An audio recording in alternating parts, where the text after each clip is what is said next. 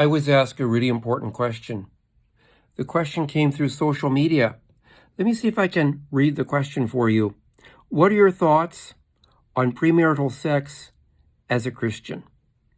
So first thing I'm going to do is put things in perspective, look at the responsibilities that come with sex, and forgiving yourself is an important part of being involved in adult romantic type relationships, a new sexual ethic, and we need to look a little bit about what we see in the Bible relating to sex and sexual ethics. So those are the areas I'm going to cover.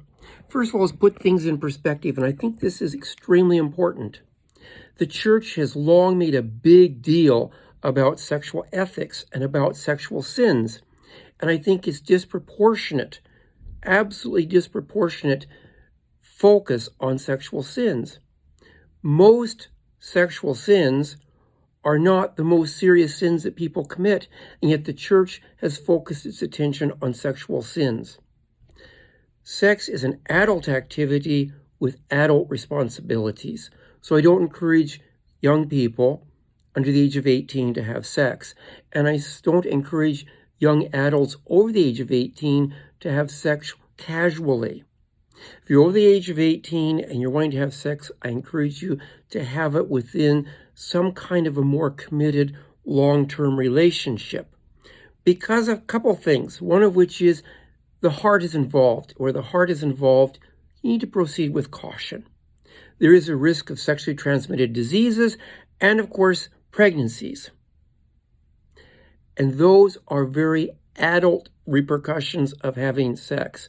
So you really need to be careful, and you need to exercise your right as a young adult to have sex with caution, and it needs to definitely be consensual sex with another adult.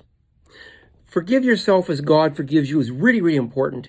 If you believe you've sinned or you have sinned, don't beat yourself up. We make mistakes. God knew in advance before you were born what you're going to do. Ephesians chapters 1 and 2 gives a sense that God chooses us knowing before the foundation of the earth, knowing kind of what things are going to be like. So relax. God's not going to throw you under the bus. There's a new sexual ethic that I think we need to look at. Sex should be when it's special. Special person, special time, special reason, special place, that sort of thing. That helps ensure that you're respecting your partner. Your ethic needs to be stronger than what's found in the Bible. Sex needs to be between adults. It needs to be mutually consensual, and there needs to be consent given at every single step of the way as you go through the act of sex. Now, the other thing we need to look at is the Bible and sexual ethics. I believe it's challenging to develop a sexual ethic from the Bible. There are many biblical families and relationships that would not be approved of in many Christian churches. Men having multiple wives, many having wives and concubines. And a concubine, of course, could be considered to be kind of a slave that might also meet romantic needs. Concubines having children for men. In the book of Ruth, Naomi tells Ruth to uncover Boaz's feet, which could be a polite way of saying uncovering the genitals. She stays the night with Boaz. Later, they end up getting married. And from the descendants of Ruth and Boaz come King David. In the Bible, we see some prohibitions against sex outside of the bounds of marriage.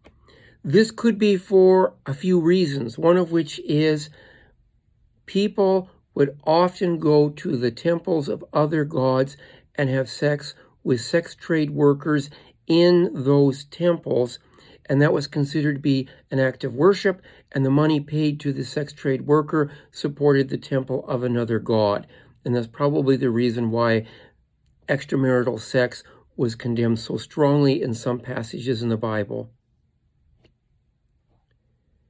I'm going to summarize this by saying God gave you a desire to be with people. The desire is an emotional and a physical desire. and we need to respect and appreciate the desire that God gave us.